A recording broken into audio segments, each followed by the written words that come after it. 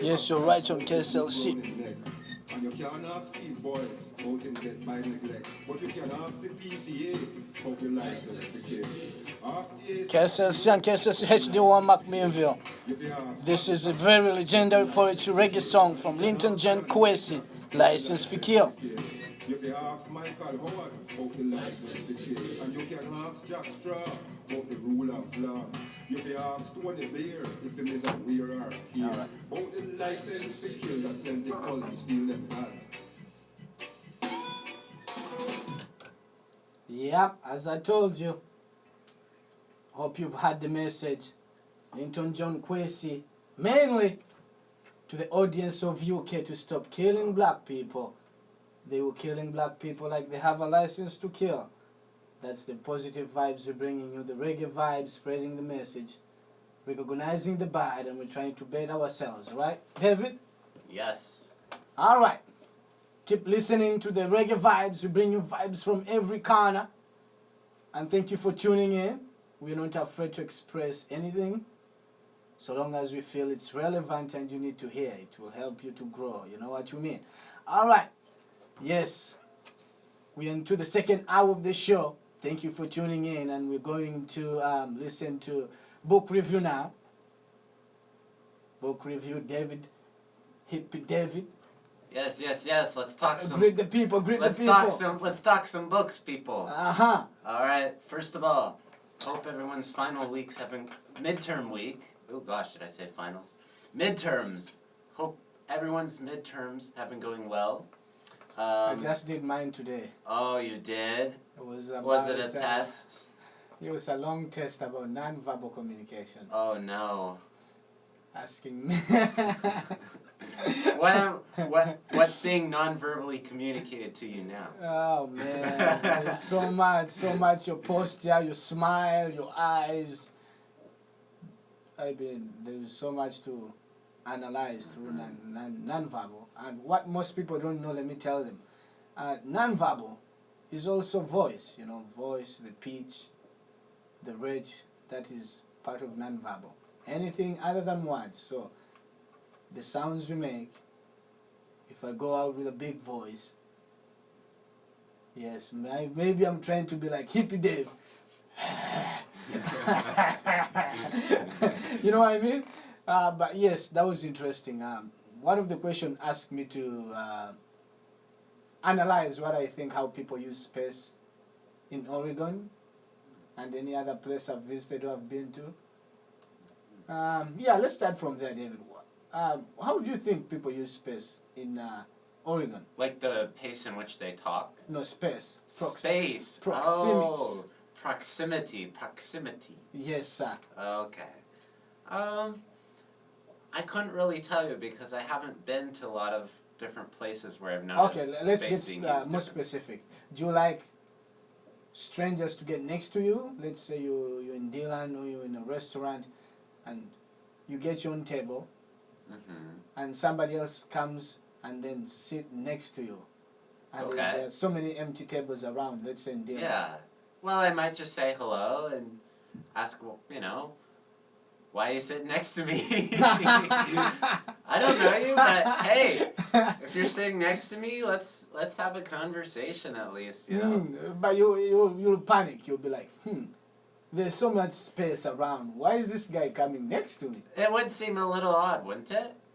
Here, yes, here it does. But in Uganda, from my experience, it's when you're in a restaurant or some other place, we tend to feel the places already occupied until we expand. So think of like Dillon Hall. That's if there is a table with two guys and somebody else comes, we'll fill that table, make it 3, another person make it 4. Then once that table is finished, another table will keep growing. Like we don't spread out like, oh, you get your own table, I'll also get on my own table, unless you have like a private meeting, you're gonna be occupied. Yeah. But if you're in a public space, you're gonna fill in space to build that community. So you go on like that. But yes, that was interesting. All right, Dave. Tell us your books. Yes, of course. So this summer, I read a lot of nonfiction books, Yeah. a lot of memoirs. So one of them that I read, which I thought was really interesting, really funny, and really insightful, was Trevor Noah's Born a Crime. Some of you might know Trevor Noah as the funny guy on Comedy Central who has a funny accent, and yeah, that's Trevor Noah. But so in Born a Crime, he kind of talked about growing up in South Africa in the 1990s. And he really talked about how he was essentially born a crime because his mom was black, his dad was white, and he was born kind of at the end of apartheid. So his birth between this interracial couple was illegal. So I thought that was a really interesting point that he made in the book. And another thing he really talked about was his relationship with his mom, because his dad wasn't really around in his life. His parents really couldn't be together. They really weren't in a romantic relationship. His mom was just kind of like, okay, I want to have a baby. Let's make a baby.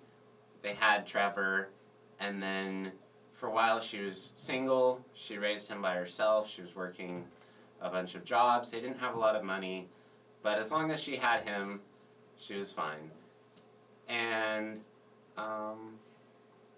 yeah, I thought how he talked about his relationship with his mother was really interesting because she raised him for a long time by herself, and she taught him a lot of good values, like not worrying so much and just taking things for as they are, not necessarily seeing the bad in things, but seeing the good in things, learning how to live life joyfully. True. And it was just a very powerful book. At the same time, it was very humorous. There were a lot of adventures and misadventures that Trevor Noah took throughout his childhood. So let me ask you, what before reading the book, did you know anything about Trevor Noah besides the show? Besides the show? Yeah. Not really. I actually really learned a lot from reading his book. Yes. I didn't really know much about him before reading it. And what 3 takeaways you get from the book?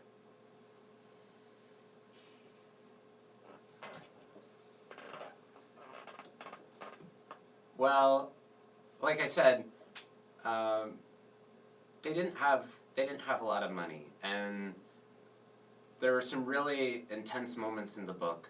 One of them was when his mother got shot by her ex-husband. Yeah.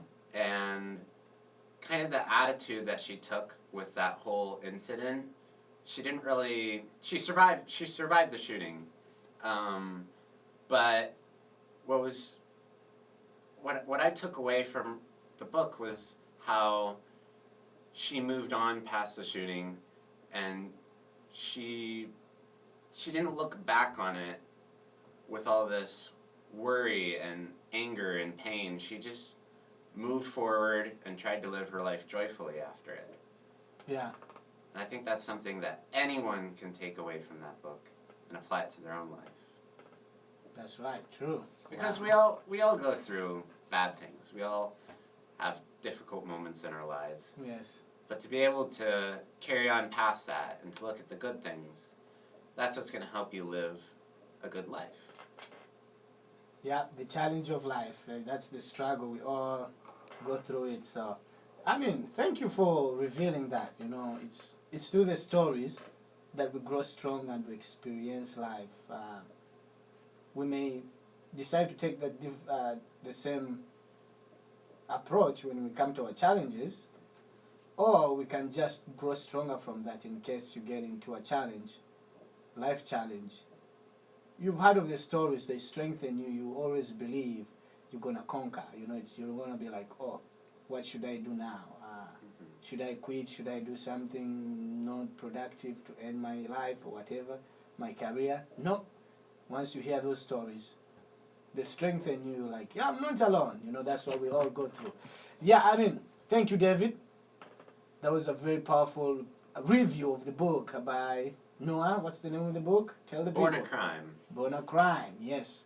Remember to share what you hear about the book. David has just done his job. Remember to share about what you hear about the two boys, Hippie Dave and La Daddy, your true reggae daddy, right on KSLC and KSLC HD1 McMinnville.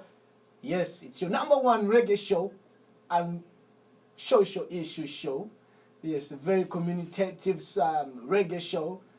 Very uplifting vibes we give. Just releasing the tensions. It's always on Thursdays, 12 noon, 2 p.m. Pacific time, right in McMinnville, Linfield, your #1 school. David, what can you say?